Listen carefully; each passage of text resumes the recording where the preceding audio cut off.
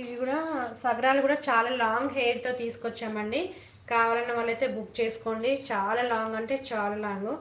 మనకి ఎంత పొట్టి జుట్టు ఉన్నా కూడా ఇలా లాంగ్ హెయిర్ వేసుకోవచ్చు. చాలా లాంగ్ ఉందండి. 1/2 మీటర్కి పైన, ఇంచుమించు మీటర్కి దగ్గర 1/2 మీటర్కి ఎక్కువగా ఉందండి ఇలా హెయిర్కి. ఇది మనం తల మీద ఇలా సైడ్కి పెట్టుకుంటే ఎంత అంటే అంత బాగుందండి. చూడండి ఎంత బాగుందో.